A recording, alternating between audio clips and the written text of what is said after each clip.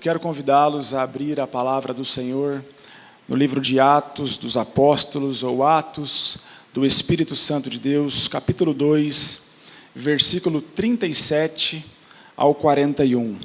Atos 2, de 37 ao 41, nós daremos continuidade na série de mensagens com esse tema, o Espírito Santo de Deus. Atos, capítulo 2, versículo 37 em diante. Assim diz a palavra do Senhor.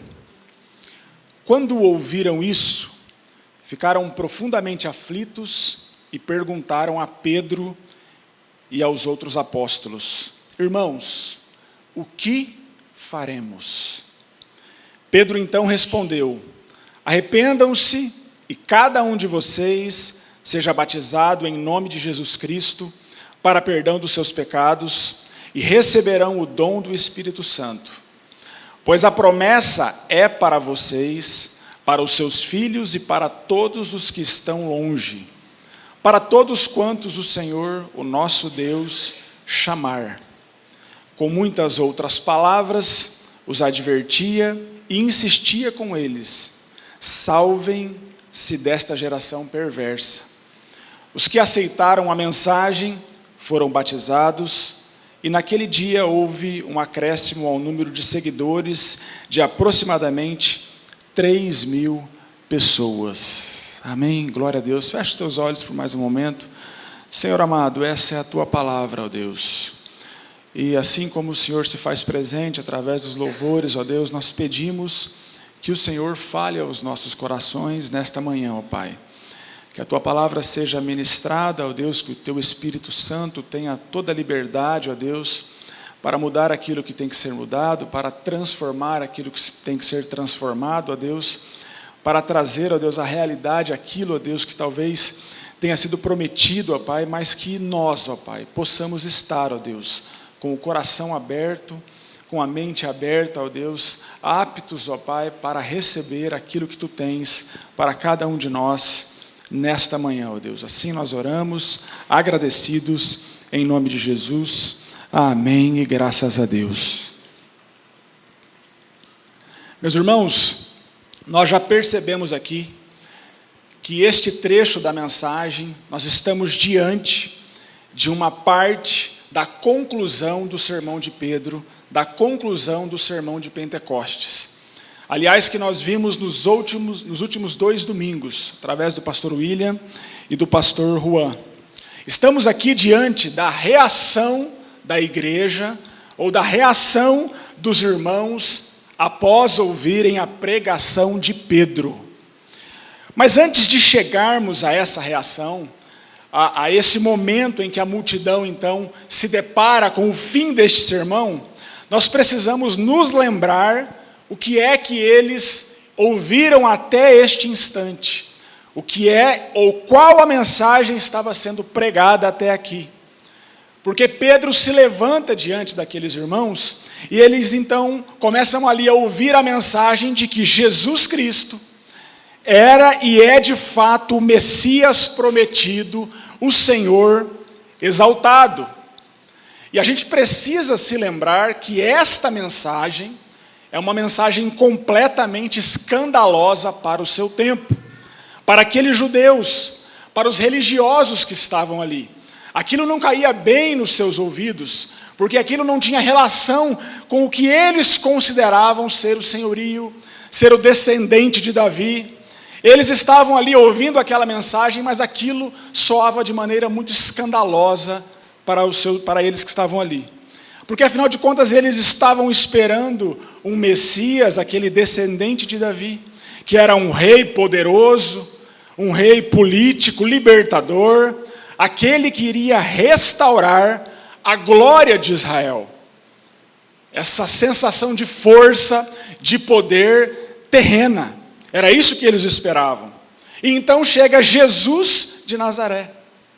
E Jesus de Nazaré não se parecia em nada com essa imagem glamurosa e triunfal de um reinado davídico.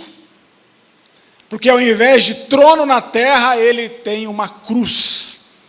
Ao invés de reunir exércitos e espadas, ele reúne pescadores. Ao invés de conquistar territórios, este Jesus conquista corações. Gente simples, pecadores, pobres, órfãos e viúvas. Ao invés do linho fino dos palácios, nós estamos aqui diante de alguém que tocava os leprosos, aqueles considerados impuros para toda a sociedade. Esse era Jesus. Mas afinal de contas, quem era o Davi, ou descendente de Davi? Quem era Davi para os israelitas? Você sabe muito bem. Quando o tema era o maior rei de todos os tempos, a resposta era Davi. Quando o tema era o símbolo da aliança de Deus com o seu povo, a resposta era Davi. Demonstração de poder, a resposta era Davi. Demonstração de fidelidade, Davi. Um tempo de abundância e prosperidade, Davi. Por isso então, quando Pedro cita Davi, ele toca no coração e na identidade espiritual daquele povo, e aquilo incomoda. E a proclamação de Pedro é: meus irmãos, Jesus Cristo é que é o Senhor dos senhores. E ele vai falando sobre isso no capítulo 2. Ele vai dizendo isso no capítulo 2. Ele vai falando: olha, Davi morreu, foi sepultado, o seu túmulo, e ele está entre nós até os dias de hoje. Aliás, os ossos de Davi ainda estão aqui, mas Jesus não. Os seus ossos não estão mais entre nós. Sabemos onde ele foi sepultado, mas o túmulo de Jesus está vazio. Jesus Cristo ressuscitou, ele vive. E é essa mensagem que incomoda. E Pedro, se não bastasse trazer esta mensagem completamente cristocêntrica, ele ainda confronta ainda mais e dá o que eu chamo de uma cartada final. Ele vai ali esmiuçando no capítulo 2, e ele começa então a trazer aquela consciência do que havia acontecido, consciência de uma mensagem que havia sido pregada, vista no meio do povo, e eles não tinham identificado. E ele começa então a dizer: varões israelitas, este Jesus Nazareno, aprovado diante de Deus, com vários milagres, com prodígios, com sinais, este Jesus, entregue pelo determinado desígnio e presciência de Deus, este Jesus, sim, ele mesmo, ele foi crucificado, porque vocês o mataram, porque vocês o crucificaram. Versículo 36, a palavra diz assim: esse Jesus a quem vocês crucificaram, Deus o fez o Senhor e Cristo. Este Jesus, que eu, que você, que nós crucificamos, Deus fez Senhor e Cristo. Olha, meus irmãos, o que Pedro está declarando aqui? Este Jesus é o Messias que vocês tanto esperavam. Este Jesus é o descendente de Davi. Ele é o Filho de Deus. Ele é o Rei dos Reis. Ele é o Senhor dos Senhores. E aqui nós temos a reação do povo diante dessa mensagem. Quando o povo ouve isso, parece que a ficha cai. E eles percebem e perguntam a Pedro: como assim? Nós o matamos? O que nós faremos? E Pedro, como se reverberando aquilo que os evangelistas já tinham dito: sim, sim, Jesus pregou, curou, libertou, realizou sinais, mas ele veio para os seus, e os seus não o receberam. Por isso, Pedro os confronta: vocês o crucificaram. E aqui eu fico imaginando, meus irmãos, a confusão na cabeça deste povo. Porque se ali estivéssemos também, faríamos da mesma maneira. Olha isso. Como assim, Pedro? Nós estudamos a vida inteira sobre esse Messias e agora não o identificamos? Como assim, Pedro? Nós oramos de joelhos todos os dias e mesmo assim não conseguimos reconhecer o descendente de Davi? Como assim, Pedro? Nós decoramos a lei, nós seguimos os mestres, os rabinos, nós os imitamos e mesmo assim nós não percebemos a sua presença. E agora então você vem nos dizer que nós o matamos, não o reconhecemos. Seria então a única música que nós cantamos aquela que foi cantada: crucifica-o.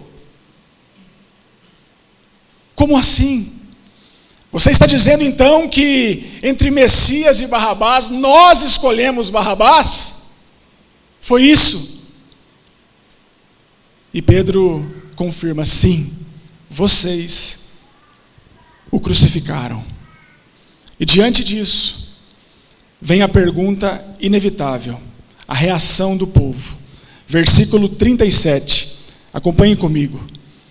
Quando ouviram isso, ficaram profundamente aflitos e perguntaram a Pedro e aos outros apóstolos: irmãos, o que faremos? O que faremos? A palavra aqui nos ensina que quando o povo ouviu esta mensagem de Pedro, eles compungiram-se. É um verbo muito forte, e no original ele tem um significado muito interessante, que significa que esta mensagem, que esta verdade perfurou, espetou agudamente, alfinetou, feriu aquelas pessoas, aqueles ouvintes. Essa verdade foi tão profunda que, de uma maneira metafórica, a gente poderia dizer que ela atormentou a mente profundamente. É aquela ideia da compreensão mais profunda de uma mensagem. Quando você ouve uma mensagem, ouve uma palavra, ouve uma verdade, as tuas pernas tremem. E você fala: meu Deus, o que faremos agora? Meu Deus, o que eu faço diante do que eu acabei de ouvir? E aqui nós chegamos no tema desta manhã. E se você está com o seu esboço, você pode acompanhar comigo, com a sua caneta também, porque o tema desta manhã é este: quando a verdade atinge o coração, nada fica como antes. Quando a verdade atinge o coração, nada fica como antes. A pergunta dos ouvintes foi essa: e agora? O que faremos? Em primeiro lugar, a resposta de Pedro é muito simples. Escreva comigo aí no seu esboço: arrependam-se. O que faremos? Arrependam-se. Versículo 38. E Pedro respondeu: arrependam-se. Arrependam-se. A palavra aqui é: mudem a sua mente, modifiquem a maneira de pensar, mudem a forma como vocês estão se relacionando com Deus, com o pecado e com o mundo. A ideia aqui é que quando a verdade ela vem de impacto à nossa vida, nós, em resposta, nos arrependemos e mudamos a nossa maneira de viver. É como se Pedro estivesse dizendo: mude o relacionamento que vocês têm e a percepção que vocês têm da vida com Deus. Lembre-se de amar a Deus sobre todas as coisas. Lembre-se de amar ao próximo como a ti mesmo. Mas lembre-se se esse Jesus ou se esse Deus pode estar na sala de negócios da sua vida, pode estar no namoro que você começou há pouco tempo. Lembre-se se esse Jesus pode estar, ou se ele é visto através da vida de um irmão, a imagem e semelhança de Deus. Analisem a maneira como vocês se relacionam com este Deus, porque quando uma verdade atinge o nosso coração, nada na nossa vida fica como antes. Perceba também a maneira como você se relaciona com o pecado. A maioria dos ouvintes aqui eram pessoas religiosas que tinham contato com a palavra. Fariseus, escribas, pessoas que tinham conhecimento. Mas essa mensagem foi um impacto. Entrou como um grande impacto na vida dessas pessoas. E elas tiveram esse anseio de dizer: a minha vida precisa ser mudada. O que faremos, Pedro? E Pedro diz: arrependam-se. Mudem a forma que vocês vivem ou se relacionam com o pecado. Nós temos vivido um tempo diferente, né? E a gente tem normalizado algumas coisas. Às vezes, a gente vai cometendo ali alguns erros, a gente vai abrindo ali algumas exceções, a gente vai deixando algumas mentiras entrar na nossa vida. Quando a gente percebe, aquela mentira já está fazendo parte do nosso dia a dia. A gente às vezes começa a falar ou a pronunciar uma ou outra palavra torpe, né? Um palavrão que a gente não falava, e a gente percebe que aquilo vai se tornando comum na nossa vida. A gente percebe que a nossa reação era completamente transformada pelo Espírito. Nós pensávamos antes de reagir, e agora percebemos que a nossa voz parece que ela ficou um pouco mais alterada quando nós respondemos uma pessoa. Então, esse tipo de situação que parece tão corriqueira e simples, parece que elas vão entrando no nosso dia a dia, na nossa mente, e vão se tornando coisas normais. E nós vamos dando ali a abertura para aquilo que é, de fato, um pecado, está nos distanciando da presença de Deus. Às vezes é um lucro indevido, um dinheiro indevido que está no seu bolso, e você enxerga até como uma bênção de Deus, porque afinal de contas, aquilo vai te dar algo que para você é algo muito importante. E a gente vai fazendo essas trocas, né? E aí o nosso coração vai sendo alimentado de um pouquinho de orgulho, e está tudo bem, um pouquinho de inveja, e está tudo bem, um pouquinho de alegria quando aquela pessoa, acontece alguma coisa muito ruim na vida dela, você parece que fica, nossa, né? Nossa, você deu mal, né? Ai, misericórdia, né? E a gente vai, sabe, a gente vai mudando com muita facilidade, e quando a gente percebe, a gente está vivendo e fazendo ali as nossas negociações de maneira completamente pecaminosas e distantes da vontade de Deus, seguindo completamente os instintos da nossa carne. Uma relação ou um relacionamento errado com uma vida pecaminosa. Mas a palavra está nos lembrando, quando a verdade ela atinge o nosso coração, nada fica como antes.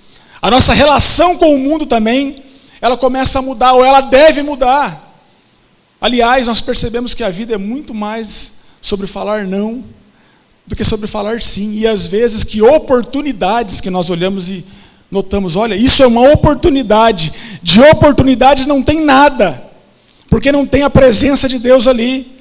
Parece uma solução que não é, parece um projeto de Deus que não é, parece uma bênção que na verdade não é, porque está distante daquilo que Jesus nos ensinou. E Pedro vem nos dizer, dia após dia, arrependam-se, arrependam-se e arrependam-se. Um certo pregador um dia disse, e eu nunca me esqueci, ele disse em sua mensagem, olha, quem disse tudo te darei se prostrado me adorares, foi Satanás, e não Jesus. Perceba que dar certo aos olhos do mundo não é um selo da vontade de Deus. Porque tem muito bandido hoje dando certo, é ou não é?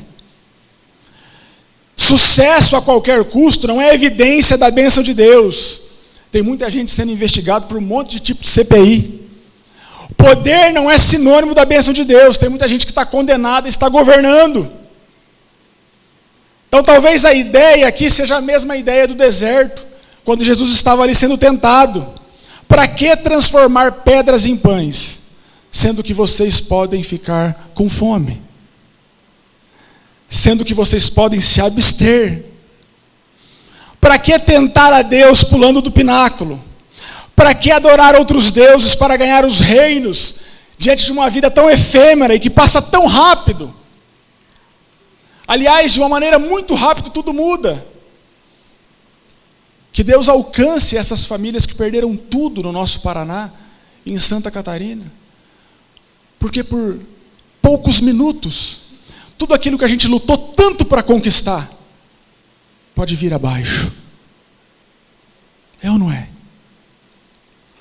Então talvez as maiores ou melhores palavras sejam as mesmas de Jesus. As respostas que nós podemos dar para a nossa vida dia a dia. Nem só de pão viverá o homem. Aleluia. Não tentarás o Senhor teu Deus. Glória a Deus. Somente a Deus prestarás culto. É tempo de arrependimento. É tempo de dizermos não. É tempo de voltarmos a Deus. A conversão tem esta ideia, de você estar em um caminho, percebendo que está em um caminho errado, fazer uma conversão ali com o seu veículo e retornar por outro caminho.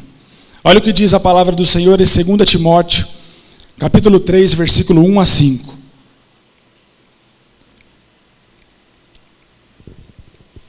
Saiba que, nos últimos dias, sobrevirão tempos difíceis.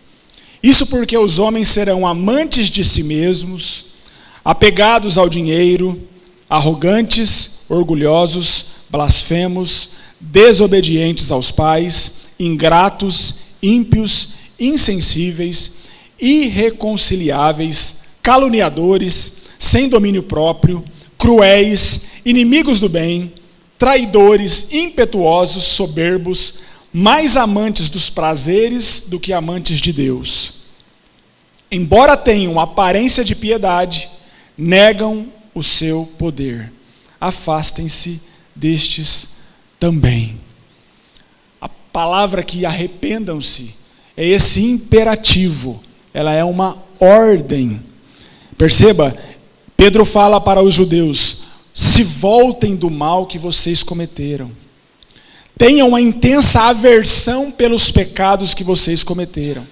Experimentem uma vida completa e vida que sigam e sirvam ao Senhor Jesus.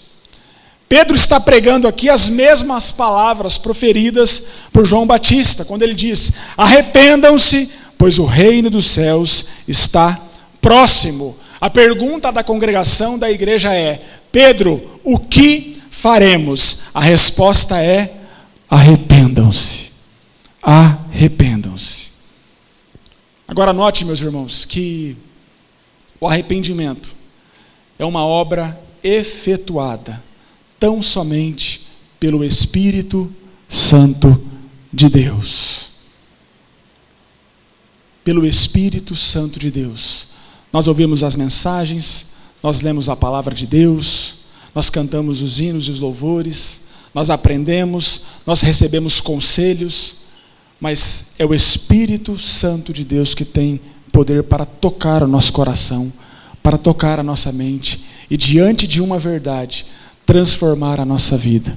Então que o Espírito Santo tenha liberdade nesta manhã para transformar a nossa história, em nome de Jesus, amém? Que Ele tenha liberdade no seu coração para mudar aquilo que precisa ser mudado. Que Ele tenha liberdade na sua mente para transformar os teus pensamentos. Que Ele tenha liberdade para tirar tudo aquilo que não provém do Senhor. Que o Espírito Santo seja livre para operar na nossa vida. A pergunta é: o que faremos? A resposta é: arrependam-se. Arrependam-se. Segundo lugar, quando a verdade atinge o coração, nada fica como antes. Anote no seu esboço o que Pedro nos ensina aqui: sejam batizados. Meu irmão, mas eu já sou batizado há tanto tempo. Olha a instrução do apóstolo: sejam batizados. Versículo 38. E seja batizado em nome de Jesus Cristo, para remissão, para perdão dos pecados. Então, eu fui ferido pela mensagem, cortado pela palavra, demonstrei e estou arrependido, arrependimento genuíno. Agora, então, eu dou um passo. Aquilo primeiro foi feito de maneira interna, né, de foro íntimo, a transformação do Espírito Santo de Deus na minha vida. E agora, diante de todos, eu já dou um passo, eu já faço um ato também de disciplina, indo de encontro ao batismo. Porque, afinal de contas, o batismo é a participação que nós temos na morte de Cristo Jesus. Morremos junto com Ele para o mundo. Mas também o batismo é a promessa que com Ele nós também ressuscitaremos. Louvado seja o nome do Senhor. Romanos capítulo 6, versículo 1 ao 4, diz o seguinte: o que nós diremos? Continuaremos no pecado para que a graça transborde? De maneira nenhuma. Nós, os que morremos para o pecado, como ainda viveremos nele? Ou vocês não sabem que todos os que fomos batizados em Cristo Jesus, fomos batizados na sua morte? Portanto, fomos sepultados com ele na morte por meio do batismo, a fim de que, como Cristo foi ressuscitado dentre os mortos pela glória do Pai, assim também vivamos uma vida nova. Por isso que nós batizamos. Iverson, por que nós batizamos? Bom, em primeiro lugar, porque Jesus manda. Porque o batismo é uma ordem de Jesus. E nós agora, transformados por Jesus Cristo, arrependidos diante da vida que estávamos levando, vamos então de encontro ao batismo. O evangelista Marcos diz: olha, aquele que crer e for batizado será salvo. Agora, o batismo não é um rito. O batismo vem desde Levítico, né? Desde o Velho Testamento. Mas lá no Velho Testamento, esse ato era feito para separar aquilo que é puro daquilo que é impuro. Mas para nós ele é muito mais do que isso. O batismo não pode virar um ritual na nossa vida. Uma prática simples daqueles que, olha, eu participo da igreja renovada, então eu sou batizado. Não. Não é um ritual religioso. Hoje o batismo é uma declaração pública da nossa morte em Cristo e da nossa ressurreição em Cristo Jesus. É você dizendo para você mesmo, é você dizendo para a sociedade: entre a minha vontade e a palavra de Deus, eu escolho a palavra de Deus, aleluia. Entre os meus sonhos e os sonhos de Deus para o futuro, eu escolho os sonhos de Deus. Entre ser aquilo que eu quero ser e romper princípios divinos, eu escolho não romper nenhum princípio, porque eu faço parte do corpo de Cristo. Eu morri para o mundo e renasci para Deus. O batismo cristão também é esse sinal de iniciação de um relacionamento mais profundo com Cristo e com a sua igreja. Não significa que o batismo por si só vai te salvar, porque nós somos salvos pela graça, por meio da fé. Mas o batismo é esse ato externo de uma transformação que aconteceu primeiro dentro de nós e que agora já está mostrando os resultados e os frutos. O batismo sim nos inclui em uma comunidade de fé, onde cada um de nós também somos responsáveis uns pelos outros. É gente assistida, né, pastor? É gente cuidada, é gente que se olha e que está junto. Mas o batismo também tem a capacidade de transformar a nossa consciência. Olha o que diz a palavra do Senhor em 1 Pedro 3, 21. Assim diz a palavra do Senhor: e isso é representado pelo batismo, que agora também salva vocês, não a remoção da sujeira do corpo, mas o compromisso de uma boa consciência diante de Deus, pela ressurreição de Jesus Cristo. E afinal de contas, o que é essa boa consciência? A nossa consciência, ela foi corrompida pela nossa natureza pecaminosa. Então, uma boa consciência é uma faculdade moral e espiritual que foi colocado em nós para discernir o que é certo e o que é errado. E nós fazemos isso através da conversão, do arrependimento e do batismo, declarando que Jesus Cristo é o Senhor da nossa vida. Então há em nós essa restauração de consciência, para discernir aquilo que é certo daquilo que é errado, aquilo que é de Deus daquilo que não é de Deus, aquilo que não é para as nossas vidas daquilo que é para as nossas vidas, daquilo que é propósito de Deus para nós, contra aquilo que não é vontade de Deus para nós. Então, após o arrependimento, o batismo transforma a nossa consciência. E no próprio capítulo 2, versículo 40, Pedro também toca nesse tema mais uma vez. Ele diz, olha, com muitas outras palavras, os advertia e insistia com eles. Salvem-se dessa geração perversa. Os que aceitaram a mensagem foram batizados, e naquele dia houve um acréscimo ao número de seguidores de aproximadamente 3.000 pessoas. Olha que lindo isso, meus irmãos. Aqueles irmãos foram alcançados pela mensagem, foram convertidos, batizados, e eles se firmaram na fé. E sabe por que é importante nós citarmos isso? Porque muitas pessoas agem com o batismo como se o batismo fosse um fim em si mesmo. Batizei, está tudo certo. Batizei, está tudo resolvido, está tudo pago. Aliás, tem gente, não é o nosso caso aqui, na nossa igreja, mas tem igreja por aí que a pessoa batiza e some. Você só viu ela no Start, que é o curso que a gente tem antes do batismo, e no dia do batismo. Depois você fala, rapaz, cadê aquele irmão? Aquele irmão não era da nossa igreja? Ela, não, batizou já está na bênção. Batiza e some. Batismo não é um fim em si mesmo. Batismo é o início. Mas esses que batizam, eles criam raízes, eles amadurecem, eles perseveram e eles se tornam, sim, discípulos de Jesus. E aqui que está uma igreja saudável, uma igreja que crescia de 120 para 3.000. Uma igreja viva, porque o compromisso era com Cristo e com o corpo de Cristo.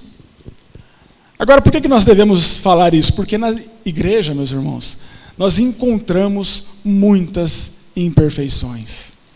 Na igreja, nós encontramos muitas pessoas que estão no processo, assim como eu, assim como você.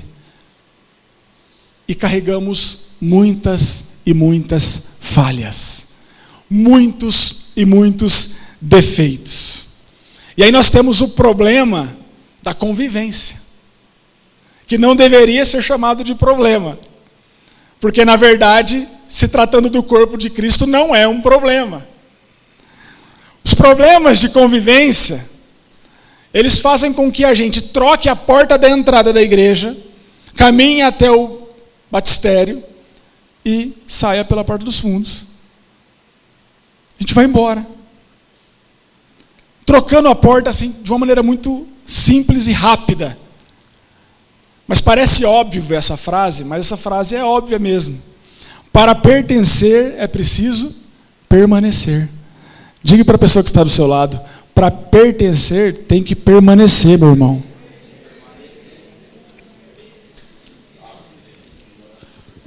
Para nascer bons alimentos é necessário o quê? Ter raízes profundas. Os relacionamentos nos treinam, as diferenças nos aperfeiçoam, e a convivência é o que nos faz crescer. Amém? Como diria o Zagalo, vocês vão ter que... Brincadeira, né? Olha só, treinamento, diferenças, aperfeiçoamento, convivência, crescimento. O batismo inicia, mas só quem permanece floresce. Só quem cria raízes frutifica. Só quem serve com constância amadurece. Só quem amadurece inspira outros a permanecer. E só quem permanece em Cristo se torna abrigo para os demais, para a sua família, para os seus amigos, para aqueles que estão no seu emprego, para todos aqueles que vão olhar para a sua vida e identificar a vida de Cristo vivendo em você. Amém? A beleza na permanência, a força na fidelidade e graça em continuar mesmo quando os dias estiverem difíceis. Porque onde há raízes profundas, sempre haverão frutos que glorificam a Deus. Onde há raízes profundas, sempre haverá frutos que glorificam a Deus. Amém? É o casal que luta pelo casamento. haverá frutos que glorificam a Deus. É um jovem, a jovem que busca e luta por santidade, haverá frutos que glorificam a Deus. É o empresário que se guia por princípios da palavra de Deus e busca a excelência, ele terá frutos que glorificam a Deus. O batismo é um passo, mas que deve ser acompanhado da perseverança. Então, se você já é batizado, lembre-se, nós estamos no processo de continuar e perseverar na presença de Deus. Aleluia. Quando a verdade atinge o coração, nada fica como antes. Em terceiro e último lugar, eles então receberam o dom do Espírito. Escreva aí: recebam o dom do Espírito Santo. Versículo 38. E receberam o dom do Espírito Santo. Que dom é este aqui, meus irmãos? Pedro fala do dom do Espírito no singular, enquanto Paulo menciona os dons no plural. E por que isso? Porque nesse texto, porque nesta passagem, o dom é o próprio Espírito Santo. Amém? Arrependimento, batismo e o próprio Espírito Santo habitando em você. Os antigos vão se lembrar daquela música, né? Você tem valor, o Espírito Santo se move em você. Essa é a ideia do Espírito Santo, do dom do Espírito Santo aqui. É o Espírito Santo habitando em você. Em Atos, o dom é o poder da presença do Espírito na vida do convertido. E esse dom é a graça, meus irmãos. Ele não pode ser comprado. Ele não pode ser pago com título nenhum. Esse dom, ele é recebido quando o coração contrito se humilha na presença de Jesus, arrependido. Independente do lugar que você esteja, se você for tocado por esse Espírito, em arrependimento, o Espírito Santo vai invadir a sua vida e transformar todo o seu ser. Independente do momento que você esteja vivendo. Talvez o momento que você viva seja um momento que aos meus olhos seja um tempo do impossível. Mas isso não é verdade para o Espírito Santo de Deus, porque Ele é o único que pode transformar todas as coisas para o louvor e para a glória do santo nome de Jesus. O Espírito Santo é esse selo da nova vida, é Cristo e a força que transforma o interior do homem. É aqui que a gente fala: eu não vou ceder. Eu caí de novo, mas eu estou arrependido, eu vou me levantar e eu vou conseguir, eu vou prosseguir. Nesse erro eu não caio mais. Se levanta e continua caminhando. É o dom do Espírito Santo que nos dá essa força. Agora perceba algo em João capítulo 16, versículo 13, porque a palavra diz o seguinte: quando porém o Espírito da verdade vier, Ele os guiará a toda a verdade. Não falará de si mesmo. Não falará de si mesmo. Não falará de si mesmo. Falará apenas o que ouvir e anunciará a vocês o que está por vir. Ele me glorificará, porque receberá do que é meu e o anunciará a vocês.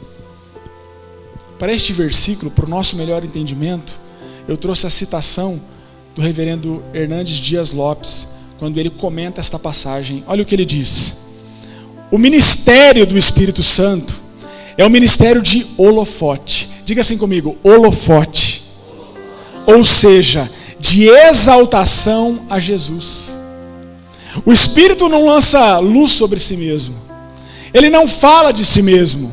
Ele não exalta a si mesmo. Ele projeta a sua luz na direção de Jesus para exaltá-lo. Aleluia. E aí nós aprendemos claramente o que é de fato uma obra do Espírito Santo na nossa vida. O que é de fato uma pessoa cheia do Espírito Santo? que é uma pessoa, então, cheia do Espírito Santo? O Espírito Santo aqui não age para dar palco para ninguém, exceto quando é para glorificar o nome de Jesus. Onde o nome de Cristo é exaltado, ali o Espírito Santo está agindo. Aleluia. O Espírito Santo não trabalha para satisfazer vaidades humanas. Ele não trabalha para isso. Sua obra não é dizer, olha como Deus é na vida de fulano. Mas a sua obra é dizer, olhem para Jesus, o Cordeiro de Deus que tira o pecado do mundo. O Espírito Santo não vem medir quem é o mais talentoso, quem é o mais bonito, quem é o mais esperto, quem é o mais abençoado. Ele vem para que diante de Jesus Cristo, todo joelho se dobre, toda língua confesse Jesus Cristo, Rei dos reis, Senhor dos senhores. É essa a obra do Espírito Santo de Deus. Quer conhecer uma pessoa cheia do Espírito Santo de Deus? Quer ser uma pessoa cheia do Espírito Santo de Deus? Veja se as suas ações são holofotes sobre os atos e ações de Jesus Cristo. Cheia do Espírito Santo de Deus. Cheia do Espírito Santo de Deus.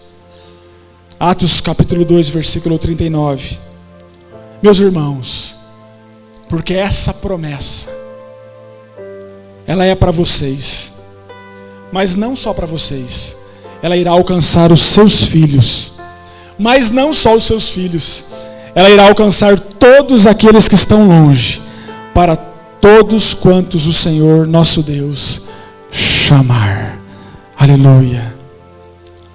O dom é a presença do Espírito Santo em nós, e a evidência é a exaltação de Jesus Cristo através da nossa vida. Quando a verdade atinge o nosso coração, nada fica como antes. Arrependimento depende de uma obra do Espírito Santo dentro de nós. O batismo é um ato público, mas é também a nossa decisão de participar da morte e da ressurreição de Cristo. E o dom do Espírito é esse que já habita dentro de você e que a cada dia tem que ser direcionado a exaltar e glorificar o nome do nosso Senhor Jesus. Eu quero convidar você junto comigo, porque hoje pode ser uma manhã de confissão de pecados, amém? Por que não? Por que não abrirmos os nossos lábios e dizermos, Senhor, como é que eu saio dessa? Senhor, perdoe o meu pecado. Eu aprendi muito cedo que pecado tem nome, e eu ficava com medo de não lembrar dos nomes, que eram tantos, sempre foram muitos, e de Jesus voltar e eu ir para o inferno. Eu ficava... Mas a grande verdade é que pecado tem nome e a gente pode confessá-los, porque afinal de contas, Jesus está ouvindo a sua oração. Você pode abrir os teus lábios e, Senhor, perdoe as minhas falhas, ó Pai. Ajude-me a mudar essa parte da minha vida.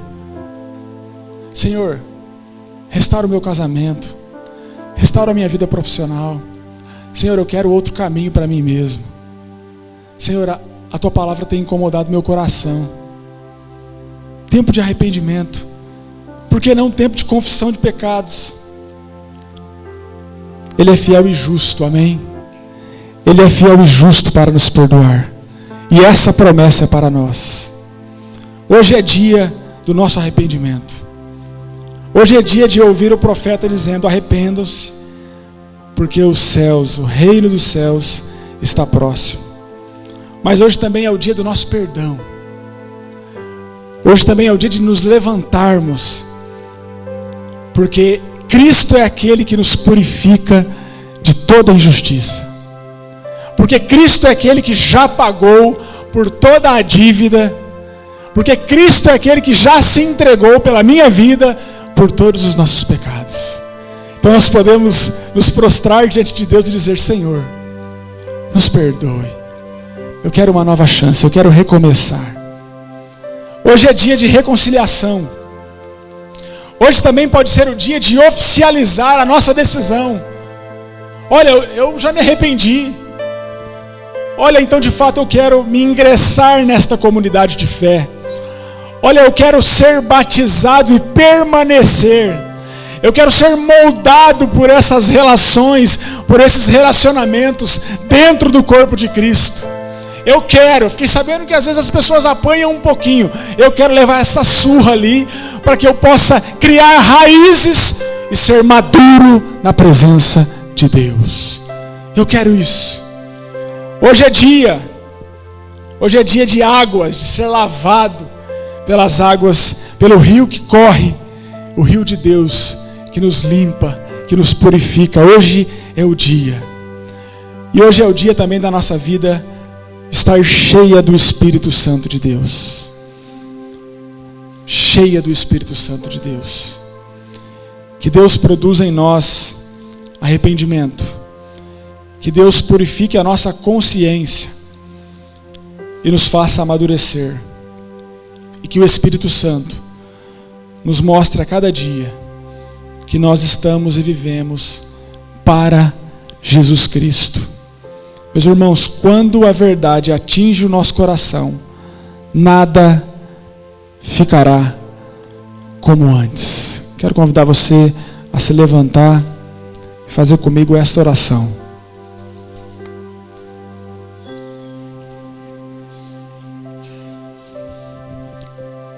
Coloque a mão sobre o seu coração. Faça essa oração comigo. Abra os teus lábios. Comece a glorificar ao Senhor.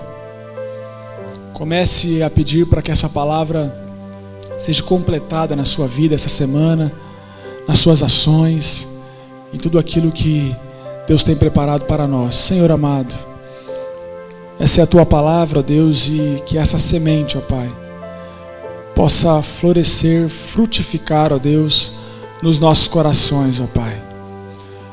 Nós queremos aqui, ó Deus, pedir, ó Pai, perdão pelos nossos pecados, pelas nossas falhas, ó Deus. E nós queremos, ó Pai, este caminho de conversão, ó Deus, todos os dias na nossa vida. Nós também queremos, ó Deus, este caminho de arrependimento, ó Pai. Que a nossa mente não seja cauterizada, ó Pai.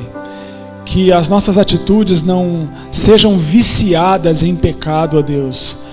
Mas que nós possamos nos arrepender a cada dia, ó Deus, e nos tornar semelhantes ao Senhor, ó Pai. Deus, transforma o nosso falar, ó Pai. Transforma as nossas palavras, ó Deus. Transforma também o nosso coração, ó Deus. Transforma também, ó Deus, a nossa maneira de reagir com as pessoas, ó Pai.